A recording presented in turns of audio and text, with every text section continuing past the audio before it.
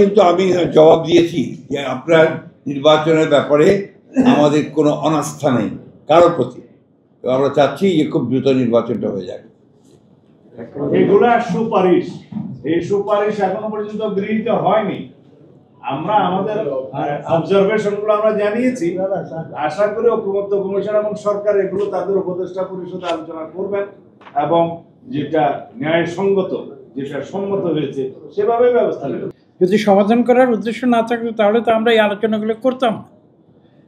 জিনিসটা বুঝতে হবে যে দীর্ঘ প্রায় 1 বছর ধরে বিএনপি বলেন, বাংলাদেশের বিভিন্ন রাজনৈতিক দল বলেন, আমরা কিন্তু সরকারের সঙ্গে সর্বগতভাবে সহযোগিতা করেছি যাতে আমরা এই যে জাতির একটি ট্রানজিশন, একটি ক্রান্তিকাল, সেই ক্রান্তিকাল থেকে আমরা গণতন্ত্রে উত্তরণে আমরা করতে পারি। এই জন্যই কিন্তু আমরা এই কাজগুলো করেছি।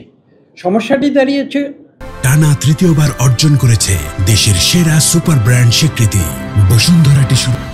এখানে আলোচনার মাধ্যমে যে সুপারিশ এসেছে সেই সুপারিশে কিন্তু সমস্যা এসেছে ভিন্ন জায়গায়। এখানে যখন বাস্তবায়নের জন্য সেই সংস্কার কমিশন বাস্তবায়নের জন্য যখন সরকারকে একটা সুপারিশ দিয়েছে, সেখানে কিছু প্রশ্ন এসেছে এবং সেটা আমাদের মহাসচিব সাহেব চমৎকারভাবে আপনাদের সামনে তুলে ধরে। কোথায় ভিন্নমত ছিল সেই ভিন্নমতগুলিকে গোপন করা হয়েছে, সেই সুপারিশ বাস্তবায়ন সুপারিশমালায় সেগুলোর কোনো উল্লেখ করা হয়নি।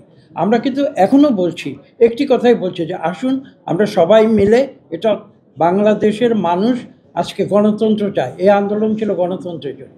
কাজে আমরা সবাই মিলে আমরা পজিটিভ একটি দৃষ্টিভঙ্গি নিয়ে এই যে দ্বিমত যেটা যদি থাকে সেটাকে নিরসন করে আমরা যত দ্রুত সম্ভব একটি নির্বাচনের মাধ্যমে, সুষ্ঠু এবং নিরপেক্ষ একটি নির্বাচনের মাধ্যমে আমরা একটি গণতান্ত্রিক সিস্টেমে যেন আমরা উত্তরণ করতে পারি, সেটাই আমাদের।